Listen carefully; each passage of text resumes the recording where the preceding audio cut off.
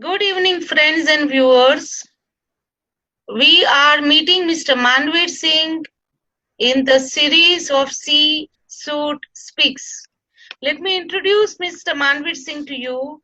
Mr. Manveer Singh had a career in sales for 20 years, working with companies like Eureka Forbes, JM Refrigerators, India Today, before venturing into exports and then training and development. He is passionate about behavioral science. His interest in behavioral science led him to explore psychometric assessment. For the last 10 years, he is representing Extended Disc in India, having set up the brand in India. Extended Disc today is considered to be among the top three psychometric assessments available, and he represents Extended Disc in India. My proud privilege to have you, sir, and welcome once again. My pleasure, Ms. Takvi. Thank you so much. It is my honor and privilege to be associated with you and participate in this series. Thank you for calling me and inviting me. The first question is that you have a long journey of 33 years, starting from sales to Extended Disc India. We would be interested to know more about this journey. What kind of odds, what kind of challenges did you encounter, and how the making of CEO Extended Disc India? Please enlighten us on this subject, sir. Yes, as you rightly said, I started my career in sales. My father was in sales and marketing, so he felt that was the most natural thing for his son to do. So he said, take up a job in sales and marketing. And being a young Bombayite out of college, I didn't have many good habits. So he said, I'm not going to finance all your bad habits. So you have to pay for yourself. So if you want to pay for yourself, you have to earn for yourself. So I thought that was a fair deal. He had taken care of us enough. So we said, okay, we'll earn our way. So we started working, and sales is a very good place to make good money because you have basic salaries and then you get incentives. And the harder you work, the more incentives you get, and the more incentives you get, Sure. you can save some, you can enjoy life, you can give your parents some money, you can buy something for your mother, buy something for your father, buy something for your younger brother. So that's good. So sales, it directly showed me that hard work equals rewards equals realization of small little dreams that one has for oneself, and that's how I really started my career.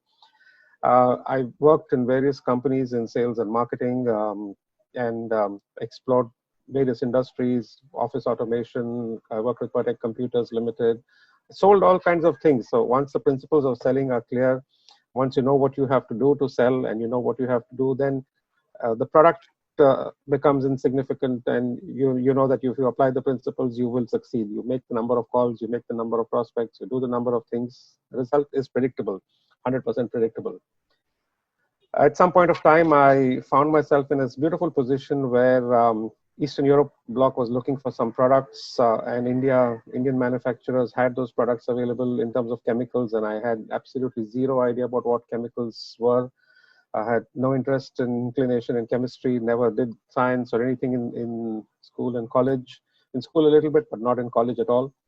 And the internet was opening up. Europe was looking to buy some things. So I started procuring those things from India and started supplying them to Europe. And it was really nice economic honeymoon because you make money here, you make money there, you make money in Indian currency, you make money in foreign currency. And I'm sure, yes. yeah, 5 years, you become an entrepreneur, and you feel really good about yourself that, now you're applying the same principles of connecting buyers and sellers and products and with needs, and but now you're doing it as an entrepreneur. So it felt really good. You had a lot of cash flow. You could call yourself a businessman. Actually, you're self-employed, but whatever it is, the journey was those 5 years were good.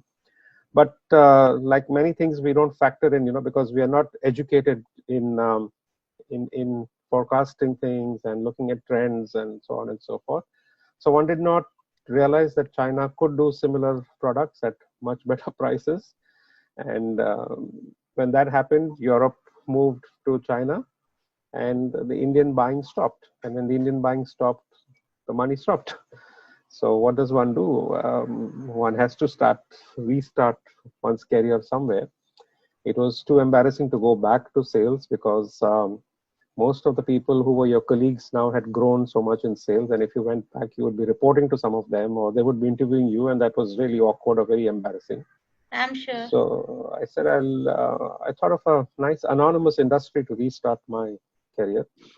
And that anonymous space was a call center industry. When my friends would be working, I would be sleeping. When they would be sleeping, I would be working. So that's good because call centers work either UK, US, or Australia timings, and most of them are, they don't comply with Indian shift timings. So that was a good place, and I worked in 3 call centers, the last one being JP Morgan Chase. And it was in JP Morgan Chase that we had a behavioral trainer come one day as an external facilitator, and he talked to us about how to identify people's behavioral styles Okay. using the tone of their voice and figuring out from the words they use how to figure out whether they're the D style or the I style, the S style or the C style, and then how to adjust your communication and your words so that you get better results from the calls that you make. Now, one thing you must understand, Mr. Way, is that when most people join call center industries, the first thing that they fall in love with, other than the free food, the transport, and the good salary, is their trainers. Because their Yes. trainers make them talk like Americans, make them talk like Australians, make them do funny things with their voice, teach them processes on computers that that make you feel very good. And then you have this behavioral trainer come and talk to you about behavioral styles. And I don't know why, but he looked at me and he said, "You'll make a good trainer one day." Now you're already in love with your trainers, and you have a senior trainer come and tell you that you'll make a good trainer one day.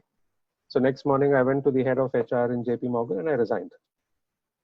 And he said, "You're crazy." He says, we marked you for accelerated growth and you are a very good person and we'll take you ahead fast forward. I said, "You make me a trainer, I'll stay. If you don't make me a trainer, I'll go." So I still remember the look on his face, Mr. Anuj Mathur. I remember the look on his face, and he said, "Maanveer, don't do this. You really don't know what kind of a career you have ahead in JP Morgan." And all. I said, "Listen, Anuj, trainer, I stay. No trainer, I go." So he said, "I'm sorry, Maanveer, we can't do anything more." I said, "Okay, fine, let's part as friends." So I found out the address of the external facilitator who had come. I landed up at his office, and he says, "You look familiar." I said, "Yeah, I was in your batch in JP Morgan yesterday." So he said, don't you have to go back to work?" I said, "I resigned." He said, "Why?" I said, "You said I'll make a good trainer, so make me a trainer." So he says, "You're mad." I said, "Yes, I am." Make me a trainer now. So I worked with him for a year. It was a small, very small company. Um, I still, every year on Guru Purnima, I still call him and take his blessings because I think that little faith that he showed in me um, helped me. It was an inflection point. It was a turning point in my life, Sure. and it was a beginning of realization of many, many dreams, many, many things in my life. But that's where I got into training, got exposed to training, learned basic things, soft skills training, outbound training, designing training programs, content. He was also a DISC certified master trainer in another product. So I got myself certified in that product, learned the DISC methodology, um, felt very excited about myself. But he didn't let me do any DISC workshops, but he let me do all the other workshops.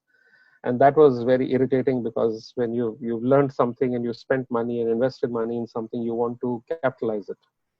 By the time I had moved out of his company, I started doing things on my own, and I started researching where what I can do. And I found out there's a company called Extended Disc. I wrote to them. I said, "I'm a disc certified person. You don't have presence in India."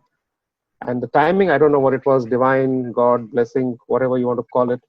I got a reply from them saying that our CEO is coming to India next week to meet other partners, potential partners. You need to go to Delhi to meet him. So I said, "Fantastic. What timing? What else can you ask for?" I went to Delhi. I met him. Um, Things just worked out in our favor. We had 2, 3 partners in the beginning and resellers actually. And then we invited the CEO to come back to India to do his first certification program, then a second certification program. He kind of liked the audience we had and the work that we were doing. Remember, I had learned the principles much earlier on in sales. You put in the hard work, contact the people, do the prospecting, get the people in front of the system or the product, and then it will all take over. So after the first and the second certification, the CEO asked me if I'd like to change the name of my company, which was running as a reseller. to the brand of Extended Disc India and carry that brand forward. I couldn't have asked for more. It was a blessing, and I was grateful for that blessing. It's been 10 years on the 22nd of May that we Yes. have the brand Extended Disc India.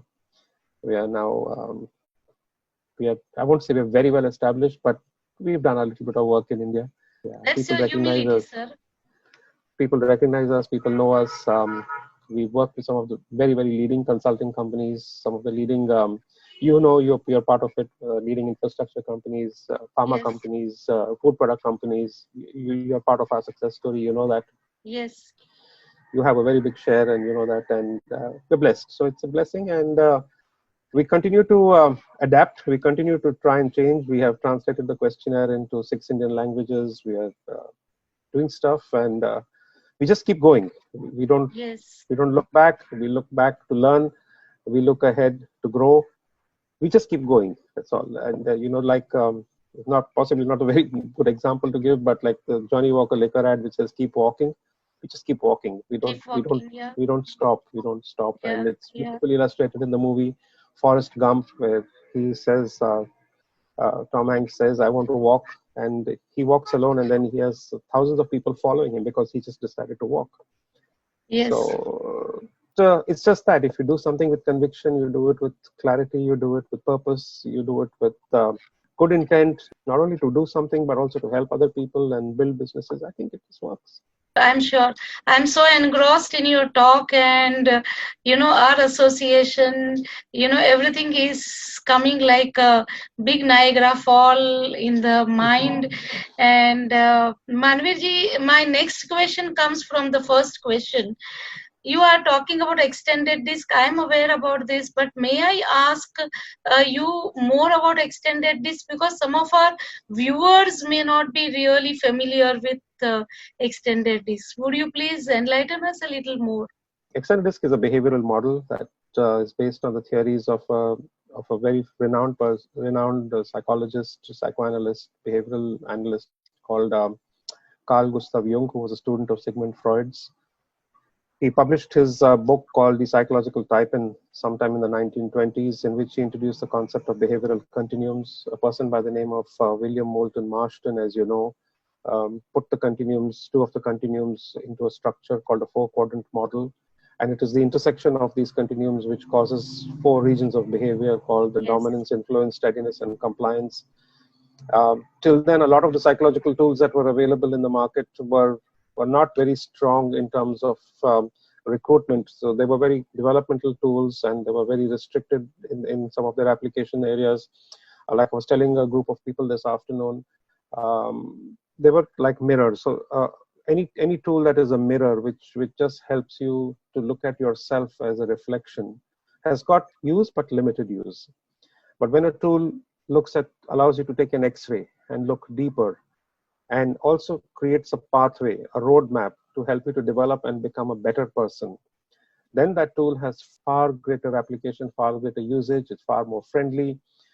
And that is why in a very short span, even globally, we are among the top 3 products, because we just keep improving and developing, and we don't remain stagnant. A lot of the old products, and I respect all the products that are there. I'm sure they're doing very good work, but they haven't changed anything in the last 20, 30, 40 years that they have been around. Whereas we are developing new things. We're developing new platforms. You're aware of those. We're developing new products. We are moving. Even our global philosophy is not to remain standing, because it's a law of life. You can't remain in one place. If you're not No. growing, you're going back. Yes. Even to remain at the same place, you have to keep moving. Sure. And if you keep just increasing the pace of that movement slowly, according, like Jeff Olson says in the book Slight Edge, you will keep growing. So it's just a small, deliberate, simple steps that you do every day that will have a huge cumulative compounding effect at the end of at the end of the year. Like, people don't put on 10 kgs in one day, or in one week. Very true. They put on 30 grams or 35 grams or 40 grams every day for 5 years, and then suddenly realize you're 10 kgs overweight. It's just small compounding things which done correctly will have a significant impact on you, your growth, your business, and everything over a period of time. Yeah, you are so right in talking about extended disk that grows and grows every second, third year, and continuously improvement on the software, on Yeah. the kind of assessments is happening. My Yes. next question is about that only, that sales competency assessment is proving to be a big name, a big utility brand in India. Would you tell our viewers a little bit more about what is it all about and how it helps the organizations and of course individuals? Well, firstly, globally, I think there is a move to call it as a sales capacity assessment. So let's, for the record, since this is going to be published material, it's based on competences, but the official name Yeah, is the capabilities. Okay. sales capacity assessment. So sales Hmm. capacity assessment is a brilliant new tool which our CEO and is developed. Mr. Yuka Sapinen has developed along with a think tank which comprises of some very close key people within the extended system, and they have worked together to work to develop this product. See, all along we have been very strong in disk and extended disk because we talk about the expression of emotions and feelings in people. Along with the disk methodology, we can also through through our assessments, we can conclusively understand what are the emotions and feelings of people. And we know that, you know that, I know that, our customers know that, and so on and so forth. But there has always been an urge to develop something more that is based on competences rather than only behaviors. So while behaviors are very good, people also acquire skills, that people also acquire knowledge, people also acquire expertise and experience on competences, and they are there in the world. So like leadership is a skill, sales is a skill, so we know that these things exist. In the West, in many parts of the West, you can't even apply for a sales job without going to a sales training company and getting a certificate that you have learned the basic things of sales. So no company, like in India, you join an insurance company, they will teach you what is prospecting, how to make a pipeline, how to Yes. write down the list. They teach you those things. They don't do all that in the West over there. You have to learn to do these things outside. You have to invest your money, you have to get your credentials, you have to get certification, and then you can apply. Even if you want to become a used car salesman, you have to do these courses, which means they recognize that selling is an industry, selling is a skill, selling is a capability, selling is a competence, selling is something that every business does, and whether people like it or they don't like it, no business will exist without selling. So you and me we are selling, everybody is selling. Now the question is, how do you get good at it in an organized manner?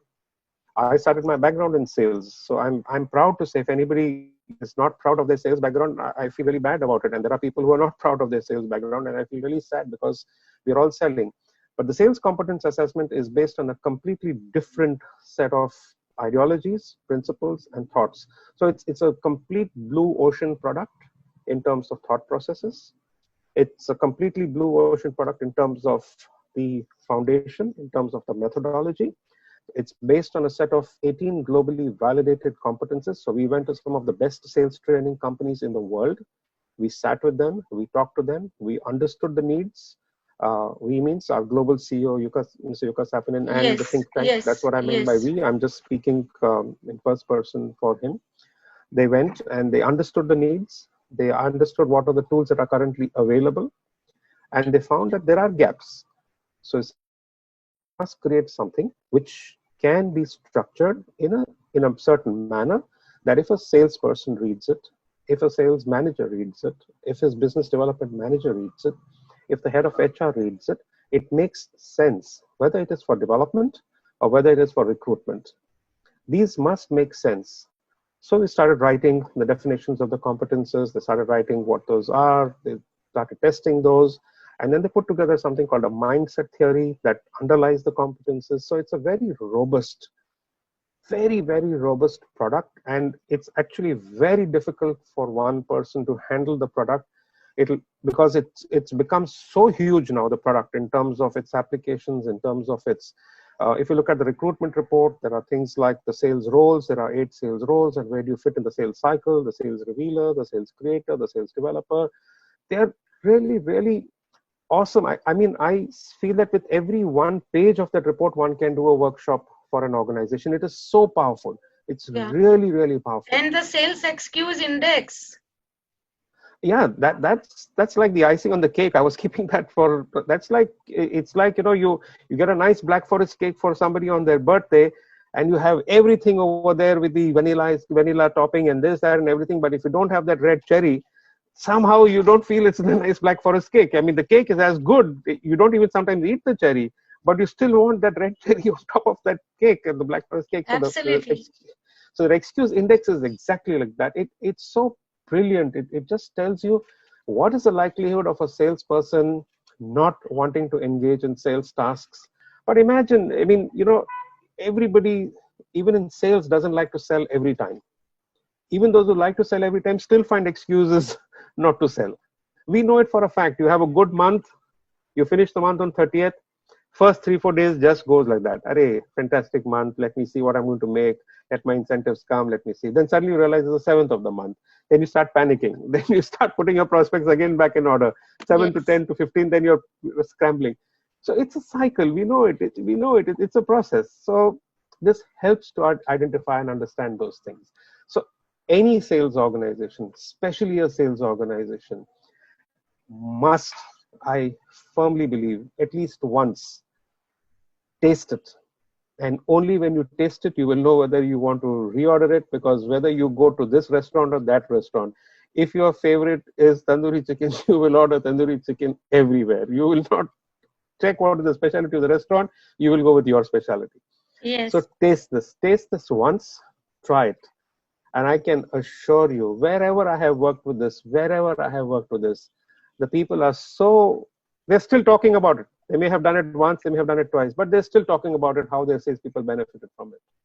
I'm sure. So, yeah, In fact, yeah, we can go on and on and yeah, I on know, yes, you can. this because this is a favorite cup of tea. Time to go for some rapid fire round.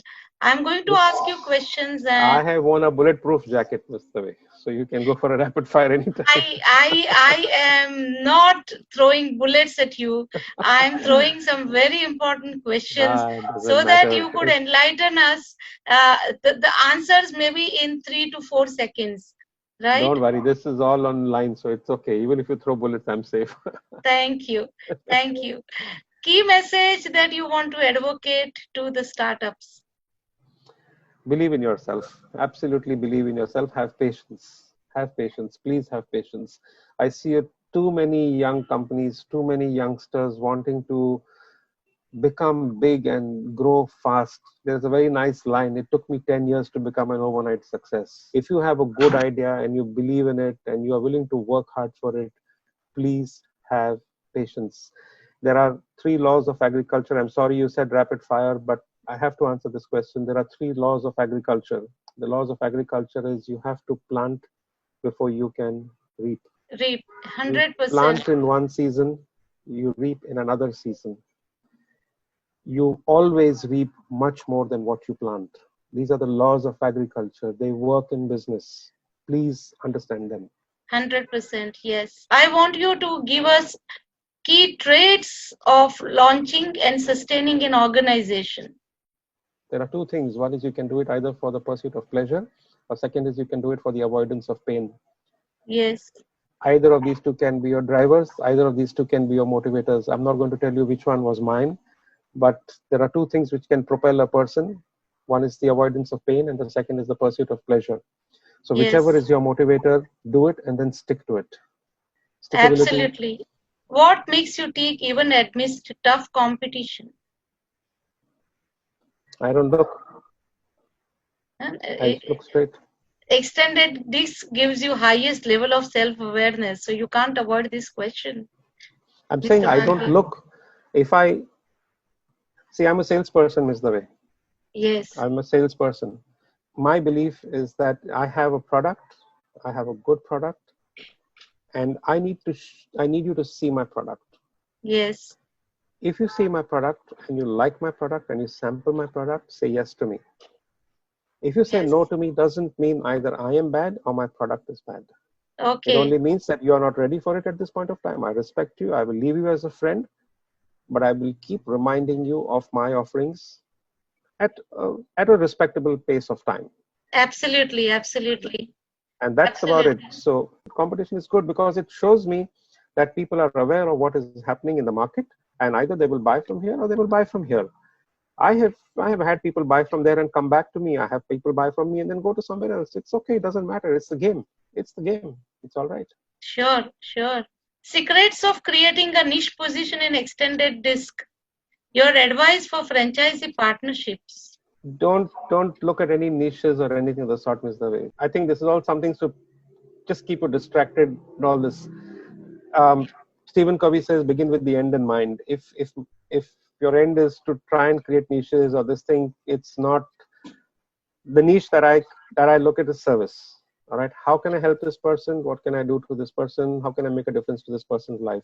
That is the niche. That's the only thing. Service is the only niche I believe in. Can I serve you in terms of quality? Can I serve you in terms of price? Can I serve you in terms of requirement? Can I serve you in terms of value? Can I serve you in terms of experience? What can I serve you in? Just let me know. Tell me Sure. if that's what you want. We'll work around everything else. Don't worry. And I'll tell you something. I'll tell you how I view competition. All right. Yeah. Many years back in my sales career, I learned this. When I was selling office automation products, I was selling computers, I was selling PCs and XTs and ATs at that time. All right. And when I was with one customer, I learned this lesson. And I don't know why I said it, I just said it. So the customer was telling me, your product has this and their product has this. Your product has this and their product has this. What is the difference between your product and their product? I said, sir, that company doesn't have me, you have me. So when you buy my product, you buy my commitment. That's wonderful. That's wonderful. Yeah. If they can offer you me, then buy that, but they can't offer you me because I'm working here. I appreciate. Definitely. Very bold answer and making you relevant all the time. Yes. What irritates you? How do you show your irritation? My wife is sitting very close by, so I can't answer that question. But um, what irritates me is sometimes when I am not able to execute my own plans and my own actions and my own thoughts in the way that I want to. That really irritates me. It also irritates me sometimes when I go to clients for debrief and they tell me how to debrief. That irritates me. So, but of course, I don't show the irritation and I don't. How do you handle your irritation? I smile. Okay. And the difference in your smile will make the other person understand, right? Well, if they know me as long as you do, then they will understand. But most of them don't know me for so long. I appreciate. Your typical response to non-performers. I feel sorry for you. What else? You feel sorry for them. Okay. Yes, I do feel sorry. Non-performers in what sense? I mean, can you tell me in terms of what sense? Because Yeah, somebody who is expected to do something and they have not performed. why do you have expectations of anybody? Why do you have expectations of anybody, Mr. Ray? It doesn't It work, can get but into it. No. It can get into a realm of philosophy. Expectations. See, when you don't have options, you have high expectations. When you have options, you don't have expectations. You know that if you understand the sales cycle, you know that there is a process for everybody. There is a time for everybody. There is a lag for everybody. It's okay. You have to play it. You have to play the game. See, like these last 2.5, 3 months have shown us, you can't get impatient, you can't get irritable, you can't lose your patience, you can't lose your calm, your composure. Business has been affected. We all know business has been affected. It's been affected for everybody, not only for you and me. It's been affected for people who have yeah, got billions of dollars of turnover. Everybody knows it. 100%, 100%. But what is it that you can control? You can control yourself now. So what you can control, you control. What you can't control, you have to play the game. You have to play that game. Absolutely. There's a beautiful book called The Inner Game of Tennis by a person called Tim Galloway. Highly recommended. Please read it. It talks about this person. It's a coaching book, but it talks about giving the example of tennis, how tennis is not won outside, tennis is won inside. So, like tennis, all games are first won inside and then they're won outside. Nah? So, we all know Absolutely. that if you can, I mean, I don't want to get into religion and philosophy and all that kind of conversation, but we know that you have to control what is happening inside. Outside is not in your control. But inside is Completely. in your control. So Completely. it's there. If you're talking about non-performers, it's a question of having expectations and then falling short, and they're also facing their circumstances. So that's all right. It's okay. And next question is the last question. Your Thank role you. model, your key learnings from your role model. I have many role models, Mr. Way. I have. I don't restrict myself to one person because there is goodness in everybody. So you're my role model of how you run a business among such tough competition. You are my role model in one way. I respect you. I learn so much from you. You should smile for that, Mr. Way. Yeah, sure. But Yeah. I did not So, expect this. So, so I have many role models. Our global CEO Yuka Sapinen is my role model for the yes, way he organizes his time, for the way he plans his priorities. Imagine running a business like this in 60, 70, 80 countries and having to deal with those people and their businesses and their priorities and their needs, and still doing product development and keeping the company up to date and keeping technology. So he's a role model. I have role models in the other industries and other professions. I'm blessed to be working with many people. My wife is my role model for her hard work, devotion, dedication.